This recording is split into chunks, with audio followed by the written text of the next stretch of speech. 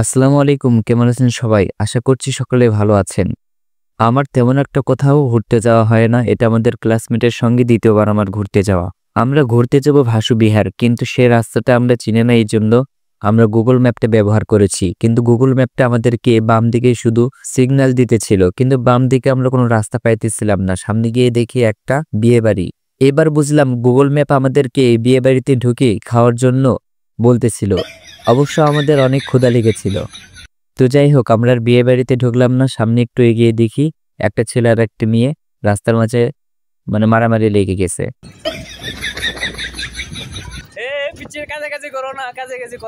এরপরে একটু এগোতেই দেখি রাস্তার ভিতরে একটা ছেলে আর একটা মেয়ে পরীক্ষা দিয়ে এসে কি যেন কথা বলতেছে। আর তাদের এই স্টাইলটা একটু দেখুন।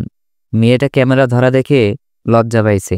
এতক্ষণ অনেক কিছুই বললাম, এখন ছোট্ট করে ভাসু বিহার সম্পর্কে কিছু তথ্য আপনাদেরকে জানাতে চাই। ভাসু বিহার বাংলাদেশের একটি প্রাচীন স্থান, যা বগুড়া জেলার শিবগঞ্জ উপজেলায় অবস্থিত। এটি মূলত একটি বৌদ্ধবিহার এবং স্থানীয়ভাবে নরপতির ধাপ নামেও পরিচিত।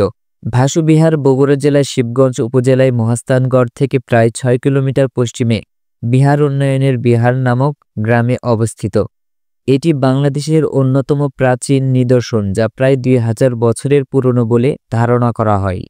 ১৯৭৩ সাল থেকে ৭৪ সালে পর্যন্ত এখানে খনন কার্য শুরু হয় এবং এই খননে ২টি আয়তাকার বৌদ্ধবিহার এবং একটি মন্দির আবিষ্কৃত হয়েছে। খননে ক্ষুদ্রাকৃতির মূর্তি, পোড়ামাটির ফলক ও সিলমোহর, মূল্যবান পাথরের গুটিকা, অলঙ্কৃত ইট ও ফলক, মাটির প্রদীপ এবং বিভিন্ন পাত্রের টুকরা সহ অনেক কিছু পাওয়া গেছে। স্থানীয়ভাবে এটি নরপতির ধাপ নামেও পরিচিত। ভাসু বিহার বাংলাদেশের বৌদ্ধ ধর্মের ইতিহাসের গুরুত্বপূর্ণ একটি স্থান।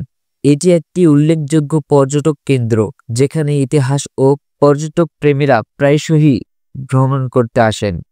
অবশেষে ভাসু বিহার চলে এসেছি। এখানে যে গ্রামের বাড়িগুলো দেখতে পাচ্ছেন, কারণ এই ভাসু বিহারটা গ্রামের মাঝে অবস্থিত। এরপরে আমরা ধীরে ধীরে সে কাঙ্ক্ষিত ভাসু বিহারের জায়গাটিতে আমরা চলে এসেছি।